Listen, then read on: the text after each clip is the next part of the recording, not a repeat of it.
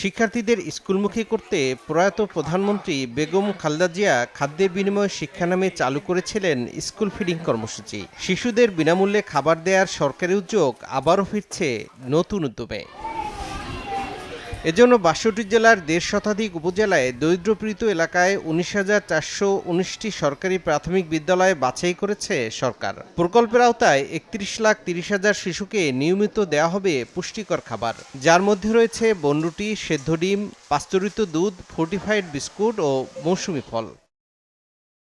১৯৯৩ সালে বেগম জিয়ার উদ্যোগের সফলতায় একই আদলে ২০০১ সালে বিশ্ব খাদ্য কর্মসূচির সহায়তায় দেশে প্রথম স্কুল ফিডিং শুরু হয়, যা চলে ২০১০ সাল পর্যন্ত।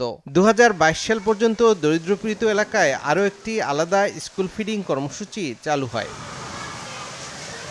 কিন্তু অন্যান্য কার্যক্রমের মতোই বিএনপির আমলে শুরু হওয়া এই কার্যক্রমকে উপেক্ষা করতে থাকে আওয়ামী লীগ সরকার, যার প্রভাব পড়ে স্কুল ফিডিংয়ে। পুষ্টিকরের পরিবর্তে নিয়মিত দেওয়া হয় মানহীন খাবার।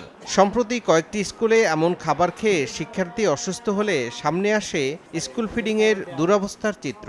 পড়তে দিতে আসে তখন অনেক শক্ত হয়েছিল, খাওয়ার পর থেকে অনেক পেটে ব্যথা, কিরকম গন্ধ লাগছিল আর খুব শক্ত ছিল। যখনই আমরা খাচ্ছি তখনই গ্যাস লাগছে। এই খাবার খেয়ে যদি শিশু যদি অসুস্থ হয় তাহলে তো এটা খুব খারাপ কথা। খাবার মানগুলো খুব নিম্নমানের, বাচ্চাদের খেয়ে পেটে গ্যাস ফর্ম করেছে এবং অনেক পেটে ব্যথা করছে। শিক্ষার্থী ও অভিভাবকদের অভিযোগের সঙ্গে সুর মেলালেন শিক্ষকরাও।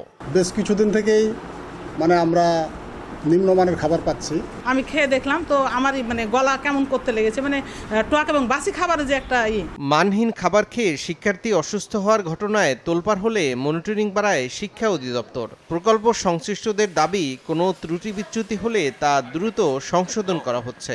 যারা ভেন্ডর দেয় তাদের সাথে আমরা কথা বলি যে এই গ্রেডটা যেন এ গ্রেডের হয়, যেহেতু আমাদের শিশুদের খাবার এটা, এবং আমরা অনেক সতর্ক থাকি যে যাতে করে কোনো ধরনের কোনো কেমিক্যাল যেন ইউজ করা না হয়। এখন একটু ঘাটতি হচ্ছে, এটা ঠিক। তো এই ঘাটতিটা আমার মনে হয় খুব বেশি সময় থাকবে না, খুব তাড়াতাড়ি এটি সমস্যার সমাধান হয়ে যাবে। এবারের স্কুল ফিডিং প্রকল্পটি সরকারের নিজস্ব অর্থায়ন ও বিশ্বব্যাংকের সহায়তায় বাস্তবায়ন হচ্ছে। তৌফিক মাহমুদ, সময় সংবাদ।